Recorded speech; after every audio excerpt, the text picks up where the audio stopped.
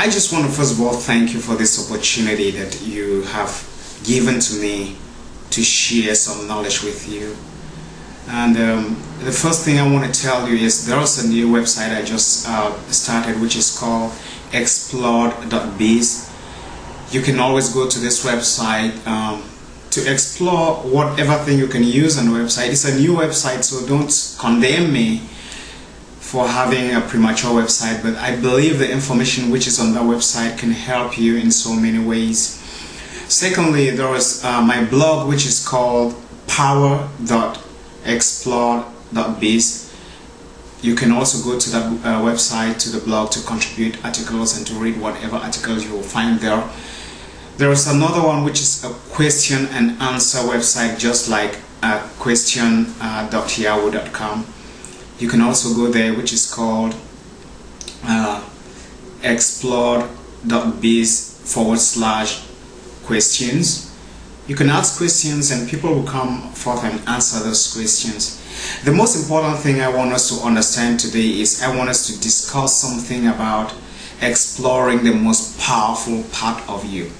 This is something which is very strange to many people. Many people feel it, they sense it, but they don't believe in it. And but some people who are more in tune into spirituality understand what I mean, despite the fact that they might not be understanding it deeply. I want to explore this area. I might take several weeks or several series to really explore it so that you will be able to understand it and be able to follow it and see the type of life you're going to live in the nearest future. And I am a little bit excited because I once shared this topic and I got a lot of responses from people. I receive a lot of responses from my website and phones. Many people are asking me questions about past, present, and the future. It is true that very few people know about the future and what they need to do to create a better one for themselves. I know this brings doubt in the minds of many people. Well, I'm sorry. I can understand that very well, especially in a situation where we don't believe in things we don't see, things we don't feel, and things we don't touch.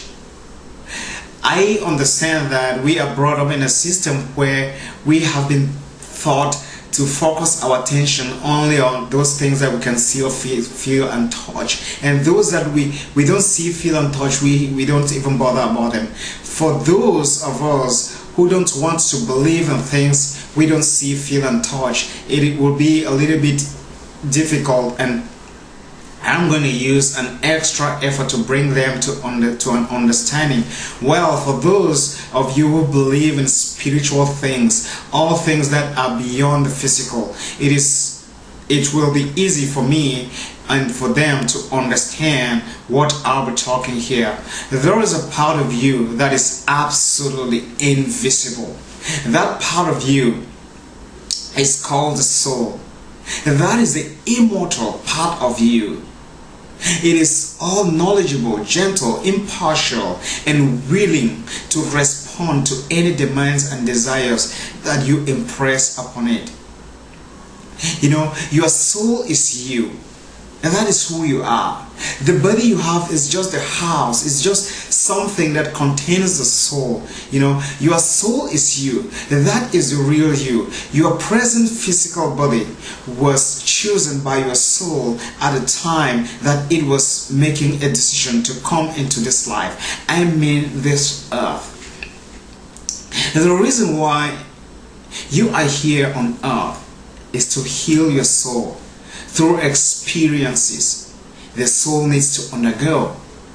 All these experiences serve a learning purpose, which your soul needs for it to move into eternity.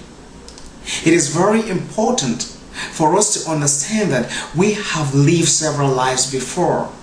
In each lifetime, we made several mistakes, therefore unbalancing the law of karma. The law of karma is that law that creates that the creator of the universe put in place to bring the universe and its inhabitants thereof to equilibrium. The law of karma brings everyone, every human being on the same platform. This helps in making the world operate in a balanced way. This law is impartial and therefore favors no one, rich or poor, free nor bond. It works for the benefit of all of us, including the universe itself. Because we cannot cheat the law of karma, each time we make errors in life, we unbalance this law and create a karmic debt which we are obliged to pay either in this lifetime or another lifetime. Therefore, if we die with many karmic debts to pay, we surely will need to come back in another lifetime to pay these debts. And that is why there are certain things that happen in our lives and we are unable to provide answers why those things happen to us. And at times we start blaming God, or at times we accuse other people for being responsible for those things in our lives. It is because we don't understand our invisible part. That is why we will lay blame on other people. But when you understand your invisible part, when you understand why you are here, when you understand why you have those experiences, then you will not be able to blame someone for the things that happen to you. That is why reincarnation is necessary for our souls. For souls to enter eternity, where we will live forever in harmony with the creator of the universe, in joy, in love, in peace, in harmony, and never experience suffering and pain forever, we need to pay all the debts we owe the law of karma. While we are here on earth, we need to try as much as possible to align our personality with our soul. By so doing, we allow our souls to teach us and to guide us through our life on earth. But if we do not strive to align our personality with our souls, there will always be a conflict between that personality and the soul. The reason behind this is that the needs of our soul are quite different from the wants of our flesh or the wants of our body. Our physical body wants immediate gratification. Our physical body wants immediate satisfaction.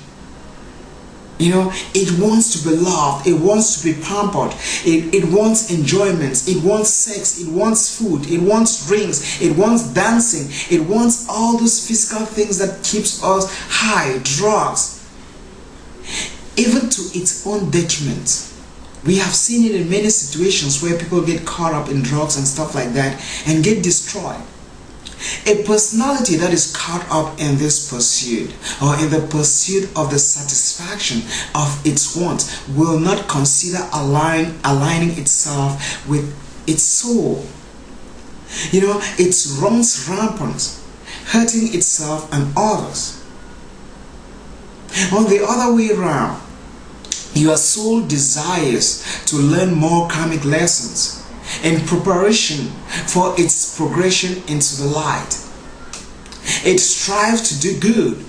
It strives to help itself and help others who are here on earth to learn karmic lessons and to pay the debts they owe the law of karma. Your soul doesn't have time to waste here on earth.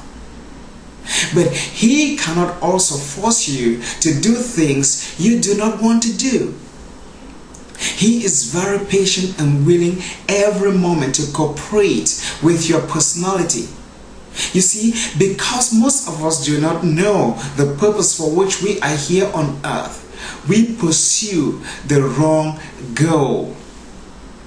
And that is why we run into several problems. That is why we have conflicts here and there.